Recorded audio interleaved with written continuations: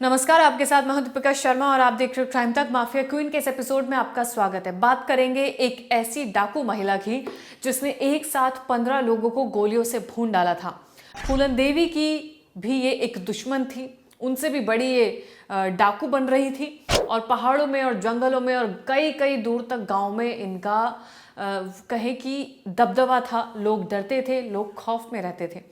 तो आज बात होगी, कहानी होगी डाकू कुसुमा नायन की, जिनकी कभी बीहड़ में भी धाक थी, बीहड़ों में भी काफी ज्यादा धाक थी, दबदबा था।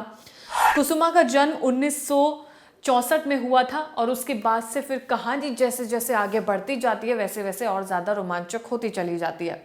उत्तर प्रदेश के जालौन जिले के टिकरी गांव में कुसुमा का जन्म हुआ था। कुसुमा ने स्कूल जाना शुरू किया और कुछ सालों बाद ही उसे एक लड़के से प्यार हो जाता है और फिर वहां से कहानी में थोड़ा ट्विस्ट आने लगता है। अब ऐसा लगता है कि एक महिला आखिर डाकू क्यों बन जाती है। एक महिला जिसे एक शख्स से, लड़के से प्यार हो जाता है तो कहीं ना कहीं सिंपल सी कहानी होनी चाहिए थी, लेकिन ऐसा नहीं हुआ।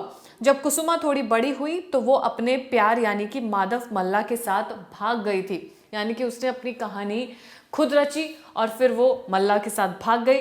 लेकिन पिता की शिकायत पर पुलिस ने कुसुमा को ढूंढ निकाला और दिल्ली में उसे पकड़ लिया गया। कुसुमा को दिल्ली तक पुलिस फैली हुई थी और पिता के कहने पर उसे पकड़ लिया गया। जब कुसुमा थोड़ी बड़ी हुई तो वो अपने प्यार यानी कि माधव मल्ला के साथ रहना चाहती थी, लेकिन पुलिस ने उसे पहले ही पकड़ लिया।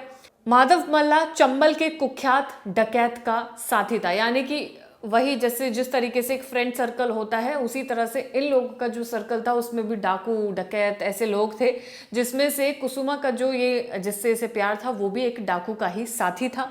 शादी की खबर पाने के कुछ महीने बाद ही माधव गैंग के साथ कुसुमा के ससुराल पहुंचा और उसे अगवा कर लिया गया, यानी कि पूरी की पूरी एक प्लानिंग चल रही थी। माधव उसी विक्रम मल्ला का साथी था जिसके साथ फूलन देवी का नाम जुड़ता था, यानी कि फूलन देवी भी इसमें जुड़ जाती है, मल्ला भी इसमें जुड़ जाता है, कुसुमा भी इसमें जुड़ जाती है। विक्रम मल्ला की गैंग में रहने के दौरान ही उसे फूलन के जानी दुश्मन लाला राम को मारने का काम दिया गया था, लेकिन फूलन से अनबन के कारण बाद में कुसुमा नायन लाला राम के साथ जुड़ जाती है। यानी कि एक तरह से देखा जाए तो यही होता है कि आपको एक पूरा गैंग है जिसमें कुछ ऐसे डाकू हैं जो आपस में दोस्त भी हैं, दुश्मन भी हैं, एक की जड़ काटनी है ताकि वो शख्स आपके गैंग में जुड़ जाए, तो लगातार इन लोगों में चलता हुआ रहता था। इसके बाद फूलन से अनबन के कारण बाद में कुसुमा नायन लाला राम के साथ ही जुड़ जाती है, फिर विक्रम मल्ला को ही मरवा देती है, यानी कि उसे रास्ते से हटा दिया जाता है। इसी कुसुमा नायन और लाला राम ने बाद में सीमा परिहार का अपहरण कर लिया था, यानी कि इन लोगों ने फिर प्लानिंग बनाई कि अगर इनके साथ ऐसा किया गया है तो ये भी बदले में कुछ ना कुछ बड़ा करेंगे। सीमा परिहार जो कि कुख्यात डकैत के रूप में उभरकर सामने आ रही थी, उसके भी काफी ज्यादा चर्चे थे। साल 1981 में फूलन देवी बहमई कांड को अंजाम दिया गया था। बहमई कांड के बाद फूलन ने सरेंडर कर दिया था, ये भी एक बहुत बड़ा कांड था। इसके बाद बीहड़ में कुसुमा नायन का दबदबा बढ़ता हुआ चला गया था और वो काफी ज्यादा बड़ी बनती जा रही थी और हर तरफ सिर्फ कुसुमा का ही नाम था। डकैती हो, लूट हो, हत्या हो, ऐसी दर्जन घटनाओं को अंजाम कुसुमा ने दिया था। ये इसके लिए अब छोटी बात थी, वो अपनी क्रूरता के लिए काफी ज्यादा कुख्यात थी और दूर दूर के गांव तक काफी ज्यादा जानी जाती थी। अब इसमें वो किसी को जिंदा जला देती थी या फिर किसी को भी किडनैप करना हो, उसके लिए कोई भी ऐसी ह्यूमैनिटी नाम की चीज नहीं थी। ये भी कहा जाता है कि वो लोगों की आंखें निकाल लेती थी, उन्हें जिंदा जला देती थी। इसका अंदाजा इस बात से लगाया जा सकता है कि उसके नाम पर यानी कि कुसुमा के नाम पर हत्या, फिरौती, लूट, किडनैपिंग समेत 200 मामले दर्ज किए जा चुके थे, जो कि यूपी में थे सिर्फ। इसके अलावा मध्य प्रदेश में भी 35 मामले थे जो कुसुमा के खिलाफ दर्ज किए जा चुके थे। ये सिर्फ वो मामले थे जिन लोगों ने हिम्मत दिखाकर इसके खिलाफ मामला दर्ज कराया, लेकिन ऐसे दर्जनों मामले थे जो कभी दर्ज ही नहीं किए गए। यूपी पुलिस ने कुसुमा पर 20,000 और मध्य प्रदेश पुलिस ने 15,000 का इनाम घोषित किया था। साल 1984 में कुसुमा का नाम सुर्खियों में तब आया जब उसने बहमई कांड की तर्ज पर 15 मल्लाओं को गोलियों से भून डाला था। यही वो बात है, यही वो मुद्दा है जिसके बाद कुसुमा बहुत ज़्यादा चर्चा का विषय बन जाती है और 15 लोगों को एक साथ गोलियों से भून डालती है। इसी घटना के बाद उसकी लाला राम से भी अनबन हो गई थी और वो रामाश्रय तिवारी उर्फ फक्कड़ बाबा से जुड़ जाती है। उस समय पर एक रिटायर्ड एडीजी समेत कई पुलिस वालों की हत्या का भी आरोप लगा था। कई सालों बाद उसका बीहड़ों से मन उछट गया था।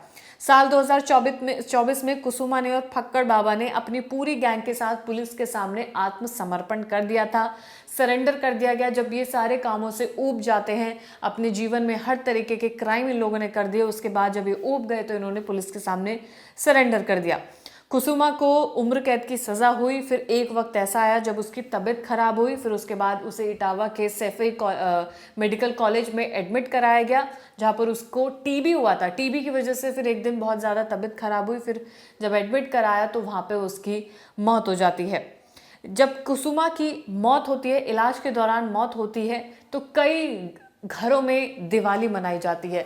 उन घरों में दिवाली मनाई जाती है जहां पर कुसुमा ने जिन लोगों की हत्या की थी, बेरहमी से मार डाला था, उन लोगों के घर पे जश्न मनता है। इसी में शामिल थे वो 15 लोग जिनको कुसुमा ने गोलियों से भून डाला था। उन लोगों की भी घर में दिवाली मनाई गई थी। जब कुसुमा की मौत हो जाती है हॉस्पिटल में इलाज के दौरान, तो वो लोग, उन लोगों ने जश्न मनाया, कई घरों ने जश्न मनाया।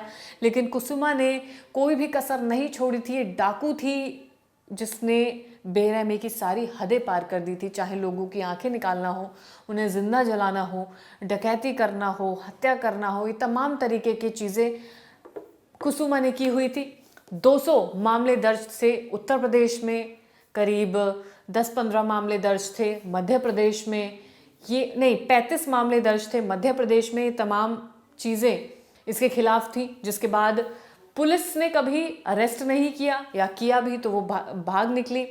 जंगलों में रहना, पहाड़ों में रहना, पकड़ पाना बेहद ही मुश्किल। फिर डाकू डकैत जो किसी से भी डरते नहीं हैं, किसी को मारने से भी नहीं चूकते हैं। इसके बाद खुद ही कुसुमा ने अपने गैंग के साथ पुलिस के सामने आत्मसमर्पण किया था, जिसके बाद जेल की सज़ा हुई थी। लेकिन फिर मौत हो जाती है इलाज के दौरान, और लोग जश्न मनाते हैं जिन लोगों की हत्या इस कुसुमा के हाथ हुई थी। तो ये थी इस कुसुमा की पूरी कहानी। अगर आप कोई ऐसा नाम जानते हैं तो कमेंट सेक्शन में ज़रूर बताइएगा, जिसकी कहानी अगली बार माफिया क्वीन के एपिसोड में सुनाई जा सके। ये कहानी आपको कैसी लगी हो ज़रूर बताइएगा। धन्यवाद।